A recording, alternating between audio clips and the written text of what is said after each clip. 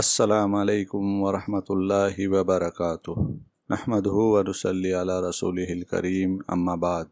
आज़मीन हज हुज्जाज बैतुल्लाह, मैं आपका खादिम अब्दुल जब्बार मुजावर आपकी खिदमत में एक अहम मालूमाती वीडियो लेकर फिर हाज़िर हुआ हूँ। इससे पहले वाले वीडियो में हमने देखा था कि हज एडवांस अमाउंट या पहली किश्त हज कमेटी को किस तरह अदा कर सकते हैं। ऑनलाइन ऑफलाइन तरीक़ों के बारे में हमने डिटेल में जानकारी हासिल की थी। अब इस वीडियो में हम जानने की कोशिश करेंगे कि पेमेंट करने के बाद जो डॉक्यूमेंट अपनी अपनी स्टेट हज कमेटी में जमा करने हैं वह किस तरह से तैयार करेंगे। हज कमेटी की वेबसाइट से किस तरह से हम अपना HAF यानी कि हज application form, Solomon declaration, passport undertaking, medical fitness certificate download कर सकते हैं और उसमें क्या क्या डिटेल भरनी है और कहाँ कहाँ साइन करना है, इसको तफसील से जानेंगे। और वीडियो के आखिर में जानेंगे कि हमारा कवर नंबर और बैंक रेफरेंस नंबर किस तरह से बनता है और उसके जो लेटर्स और नंबर्स है उसके क्या मायने हैं। इसलिए वीडियो आखिर तक ज़रूर देखिएगा।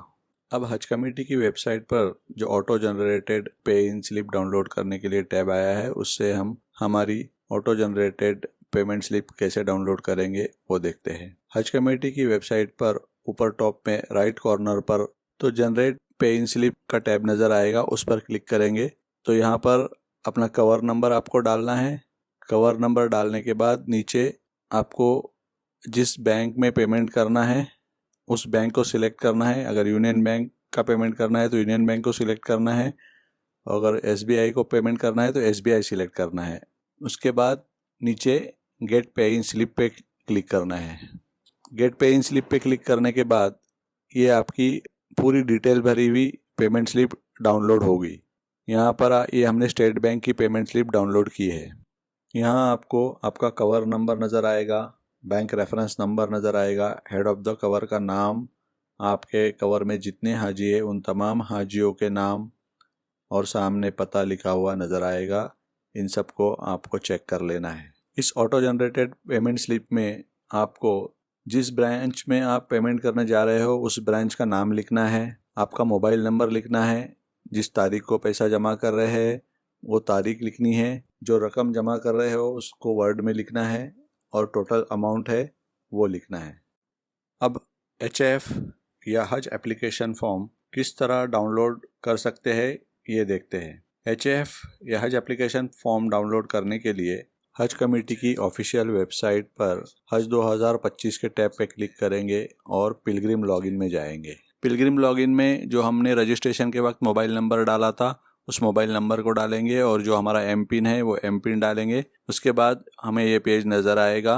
यहाँ पर आप नीचे थोड़ा स्क्रॉल करेंगे तो नीचे आपको डाउनलोड HAF 2025 ये PDF फाइल नज़र आएगी।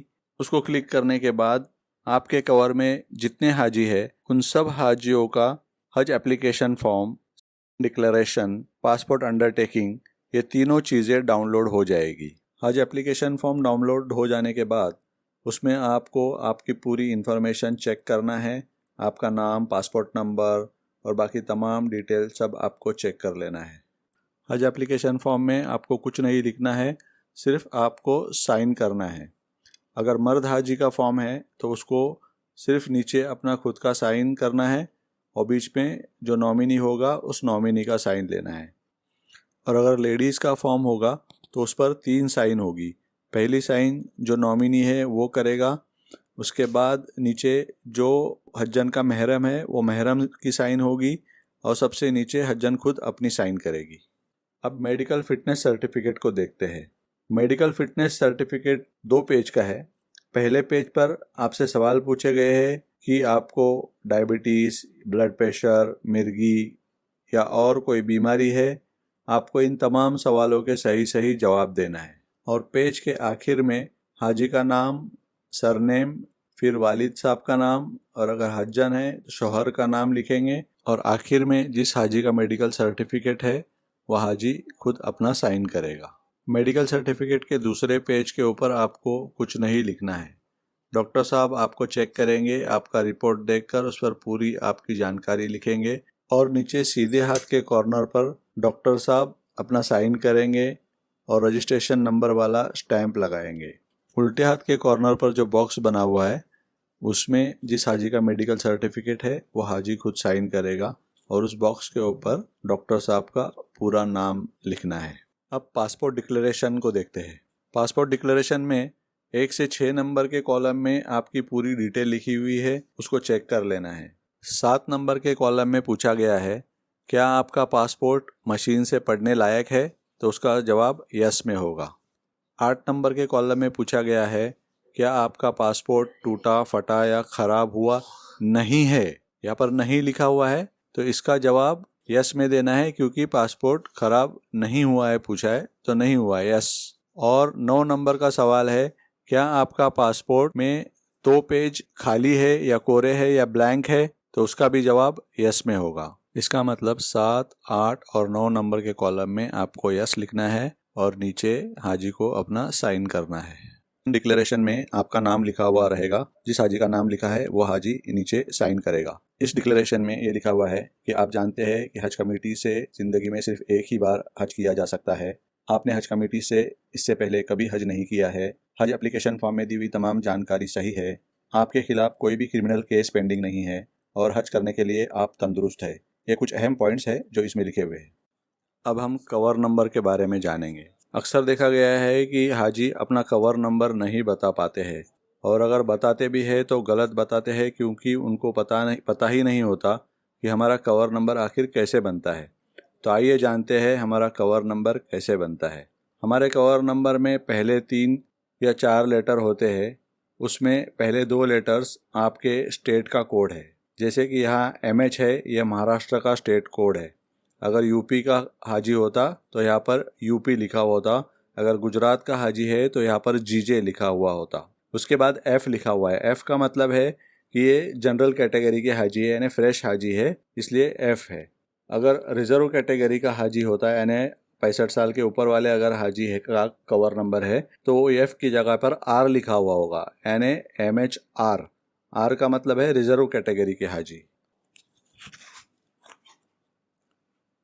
अगर लेडीज़ विदाउट महरम है तो उनका F की जगह पर होगा WM, यानी उनका कवर बनेगा MHWM। फिर उसके बाद है डैश, और उसके बाद जो नंबर लिखा हुआ है वो आपका खुसूसी नंबर है, यूनिक नंबर है। फिर उसके बाद डैश है और आगे 3 लिखा हुआ है, यानी 3 का मतलब है कि आपके कवर में 3 हाजी है, यानी आपके खुसूसी नंबर के डैश के बाद में जो नंबर लिखा हुआ है वो आपके कवर में कितने हाजी है ये बताता है।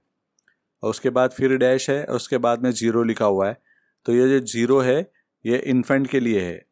अगर कोई बच्चा 2 साल के नीचे वाला आपके कवर में नहीं है तो वहाँ पर 0 लिखा हुआ होगा, और अगर कोई बच्चा है तो वहाँ पर 1 लिखा हुआ होगा। अब हमारा बैंक रेफरेंस नंबर कैसे बनता है उसके बारे में जानते हैं। जब अगर आपको अपने हाथ से बैंक पेमेंट स्लिप भरना होता है तो उस वक्त आपको बैंक रेफरेंस नंबर की ज़रूरत पड़ती है। तो ये बैंक रेफरेंस नंबर कैसे बनता है देखते हैं।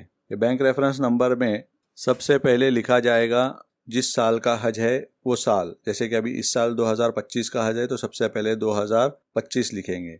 फिर हज कवर नंबर में जो पहले लेटर्स है, जैसे कि MHF, MHR, MHWM, ये लेटर्स लिखेंगे। और फिर उसके बाद जो डैश के बाद वाला आपका यूनिक नंबर है वो लिखेंगे, लेकिन इसके दरमियान में कोई भी डैश नहीं होगा, यानी हज रेफरेंस नंबर बनेगा 2025 MHF और डैश के आगे वाले जो लेटर्स होंगे वो।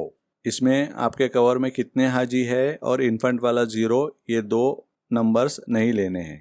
प्यारे प्यारे हाजी भाइयों, उम्मीद करता हूँ मेरी जानिब से ये छोटी सी कोशिश आपकी रहनुमाई करने में कारगर साबित होगी। अगर आपको ये मेरी वीडियो पसंद आई हो तो बेल आइकॉन दबाना ना भूलें, ताकि हज तरबियत के ताल्लुक से मेरे आने वाले वीडियोस की नोटिफिकेशन आपको मिलती रहे। अपनी खुसूसी दुआओं में ज़रूर याद रखें। अल्लाह हाफिज़।